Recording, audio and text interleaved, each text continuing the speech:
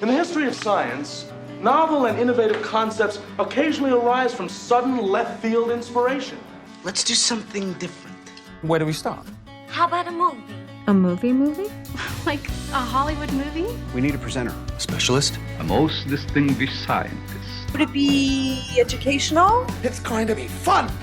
Fun! It's fun and educational. Entertainment is fine, but this is a creative genius. Part of the mission of Coolidge is to entertain, inform, and engage, and I think Science on Screen does all three at the same time. It was fantastic. Absolutely wonderful. It was really cool. I liked having the introduction at the beginning to give some context. Science on Screen started at the Coolidge Corner Theatre in 2005. Richard Anders suggested using film as a tool to educate the public about science. Well, you want to learn something? Do you want to know?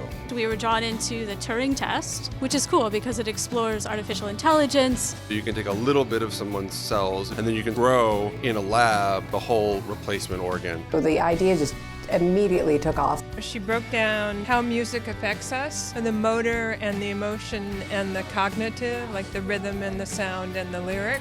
Then in 2010, Denise Cassell was executive director, and she approached Doran Weber from the Alfred P. Sloan Foundation. Why don't we expand this series nationally? She made this suggestion to me, and it sounded terrific from the get-go. The Sloan Foundation has a nationwide film program. We support a dozen leading film schools all over the country. We give annual awards in screenwriting and film production. And this was really taking it in a much broader way. You know, there are films that we couldn't ourselves support, that if you bring a scientist, engineer into the conversation, you can shine that lens on it and take just about any kind of film. The classic example was the role of the amygdala in The Night of the Living Dead. I always remember that one. We had Melissa Franklin, who is a physics professor from Harvard, talking about cartoon physics. So the first law of cartoon physics, of course, is gravity doesn't work until you look down.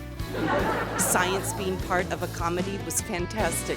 It's a brilliant idea. One of the things we really like about Science on Screen is that it's very grassroots, and it happens all over the country. I think we're up to 42 or 43 states, and every community, whether they have a great university like you might have in Cambridge, or whether they have a local high school with a science teacher, but everybody has some way of accessing this kind of information. And there is no more broad a language than film. Look, all fiction is based on some truth, right? Spielberg, Lucas, Sonnenfeld, they're getting at us through the fiction. This distinction with the two cultures of science and the arts is basically an artificial distinction, and we're trying to break down that barrier and really show people that there are two sides of the same human coin. Science. Arts. Symbiosis. It is kind of an amazing experience. It's a wonderful program. This is definitely, aiming to bring reality to the audience. The Science on Screen series, I think, is absolutely wonderful, and I have learned a lot of things that I never knew.